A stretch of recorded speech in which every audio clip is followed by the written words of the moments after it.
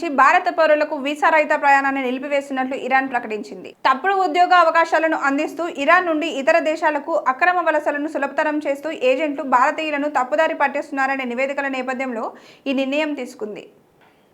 Bihar assembly ఎన్నికల్లో తమ party ఘోర పరాజయంపై ఎన్నికల వ్యూహకర్త జనసురాజ్ పార్టీ చీఫ్ ప్రశాంత్ కిషోర్ తొలిసారి స్పందించారు. గెలుపు కోసం నిజాయితీగా ప్రయత్నించినా విఫలమయ్యానని, దీనికి పూర్తి బాధ్యత వహిస్తున్నానని తెలిపారు. 243 స్థానాలున్న బీహార్లో 238 స్థానాల్లో పోటీ చేసిన తమ పార్టీకి ఇది ఒక సెట్ బ్యాక్ అని, అయితే పొరపాట్లను సరిదిద్దుకొని పునర్నిర్మిస్తామని, వెనకడుగు వేసే ప్రసక్తే లేదని అన్నారు.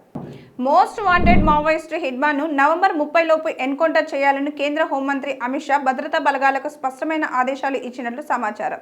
ఇటీవల జరిగిన కీలక రివ్యూ సమావేశంలో హిడ్మా కదలికలు, అతని ప్రభావం, ఆపరేషన్ల పురోగతిపై విస్తృతంగా చర్చించాలని అధికార వర్గాలు వెల్లడించాయి. హిడ్మా దాడులతో ప్రభావిత ప్రాంతాలలో కూంబింగ్ చర్యలను పెంచాలని కూడా అమిత్ షా సూచించినట్లు తెలుస్తోంది.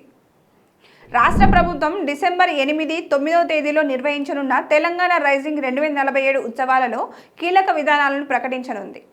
డిప్యూటీ సీఎం బట్టే విక్రమార్క మంగళవారం బేగంపేటలో జరిగిన 47వ ఎస్ఎల్బీసీ త్రైమాసిక బ్యాంకర్ల సమావేశంలో మాట్లాడుతూ 2047 నాటికి 3 ట్రిలియన్ ఆర్థిక లక్ష్యంతో 13% జీడీపీ వృద్ధి రోడ్ మ్యాప్ను విడుదల చేయనున్నట్లు తెలిపారు. ఆదిలాబాద్ పత్తి మార్కెట్ యార్డును మంగళవారం బీఆర్ఎస్ వర్కింగ్ ప్రెసిడెంట్ కేటీఆర్ సందర్శించారు. ఈ క్రమంలో ఆయన బోత్ నియోజకవర్గం నేరేడుగొండ జిన్నింగ్ మిల్లు వద్ద సోయాబీన్, మొక్కజొన్న కొనుగోలు కేంద్రాలను పరిశీలించారు. ఈ సందర్భంగా ఆయన మాట్లాడుతూ బీఆర్ఎస్ హయాంలోనే రైతులు రాజుల్లా బ్రతికారని, వారికి ఎలాంటి కష్టం లేకుండా చూసుకున్నామని తెలిపారు. దర్శకధీరుడు SS Rajamouli, super star Mahesh Babu కాంబినేషన్లో వస్తున్న ప్రతిష్టాత్మక చిత్రం టైటిల్పై వివాదం చెలరేగింది.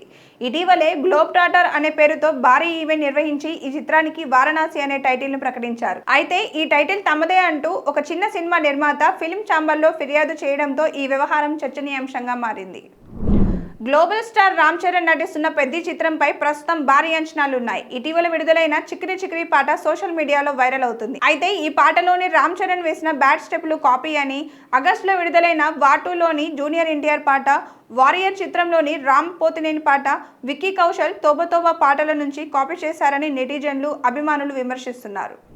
కోల్కతా మొదటి టెస్టులో గాయపడ్డ శుభ్మన్ గిల్ గువాహటి రెండో టెస్టుకు ముందు ప్రాక్టీస్లో పాల్గొనలేదు. మెడకండరాలు పట్టేసి పూర్తిగా కోలుకోకపోవడంతో అతడు జట్టుతో గువాహటికి కూడా రాలేదని సమాచారం. గిల్ గైర్హాజరుతో రిషబ్ పంత్ రెండో టెస్టుకు సారథ్యం వహించే అవకాశం ఉంది. గిల్ స్థానంలో సాయి సుదర్శన్ ప్లేయింగ్ 11లోకి రావచ్చని టాక్. ఇదే సమయంలో యువ ఆటగాళ్లు ధ్రువ్ జురేల్, ఆకాష్ దీప్, వాషింగ్టన్ సుందర్లు ప్రాక్టీస్లో శ్రమించారు.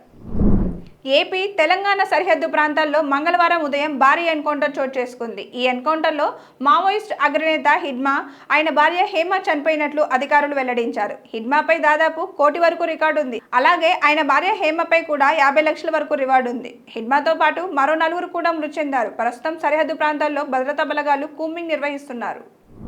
విజయవాడ కానూరు కొత్త ఆటోనగర్లో పోలీసుల ఆపరేషన్లో ఛత్తీస్గఢ్కు చెందిన 27 మంది మావోయిస్టులు అరెస్ట్ అయ్యారు. వీరిలో 12 మంది మహిళలు, 4 కీలక నేతలు ఉన్నట్లు తెలిపారు. అరెస్టులో స్థానిక పోలీసులు సహాయపడగా ఆక్టోపస్ బలగాలు ప్రధానంగా పాత్ర పోషించాయి. పోలీసులు ఇప్పటికే 4 డంపులను గుర్తించి వాటిని స్వాధీనం చేసుకోవడానికి గాలింపు ఆపరేషన్ ప్రారంభించారు. Please subscribe to the channel and download the Politicos app from the links in the description.